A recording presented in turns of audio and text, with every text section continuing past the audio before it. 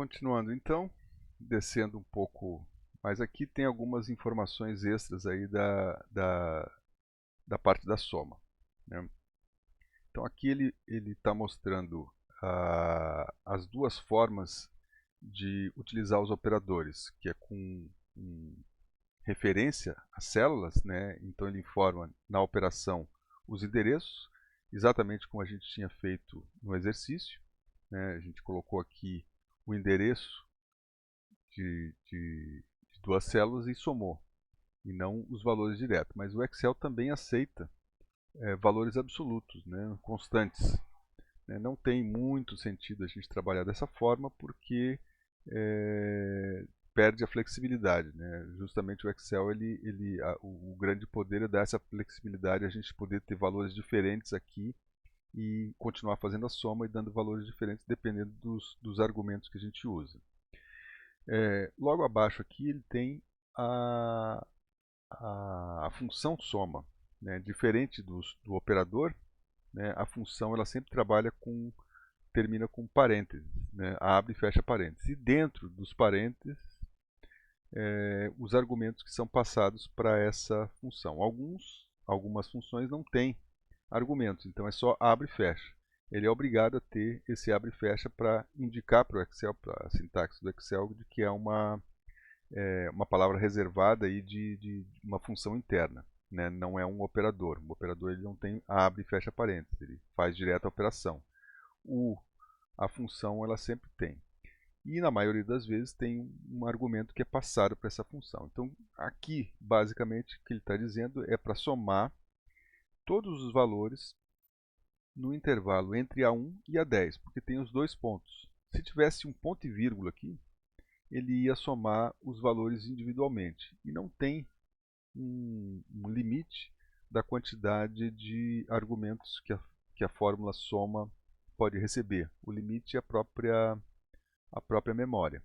Certo? Aqui embaixo a gente vê uma forma híbrida, né? Os argumentos sendo passados de duas formas, como intervalo e como valores. Ou seja, ele vai somar aqui dois valores, que é esse primeiro intervalo, a soma desse primeiro intervalo, com a soma do segundo intervalo, do A1 ao A10, e depois do C1 até o C10. Um pouco mais à direita aqui, a gente tem um exemplo dele fazendo essa soma usando a fórmula soma aqui. Ó. Ele está somando o intervalo do J41 até o J42.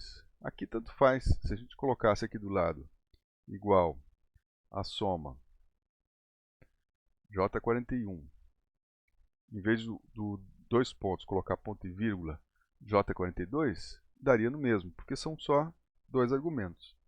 Mas se a gente tivesse mais argumentos aqui, por exemplo, 1, 2, 3, 4. E aí a gente fosse fazer a soma aqui do igual, soma, M42, colocasse ponto e vírgula, M45. Ele vai somar o M42 com o M45 e vai dar 5. Se a gente colocar soma M42, dois pontos M45, ele vai somar o intervalo inteiro. E aí vai dar 10. Então essa é a diferença entre o ponto e vírgula, que separa os argumentos, um a um, e os dois pontos, que faz um intervalo. Né? E o intervalo ele não precisa ser linear, ele pode ser uma área. Né? Então se a gente fizer aqui, fazer um outro aqui, 2, 3, 5, 6, 7. Então aqui do lado vamos colocar soma, o primeiro aqui que é o M50, dois pontos, e aí até o último aqui que é o N52. Ele vai somar toda esse quadrado aqui. Ó. Ele vai calcular essa área aqui e vai somar todo o quadrado. Certo? Então a gente se encontra aí no próximo vídeo. No finalzinho aqui tem alguns links para quem quiser se aprofundar, mais informações. ele dá uns links aí para a internet com outras informações.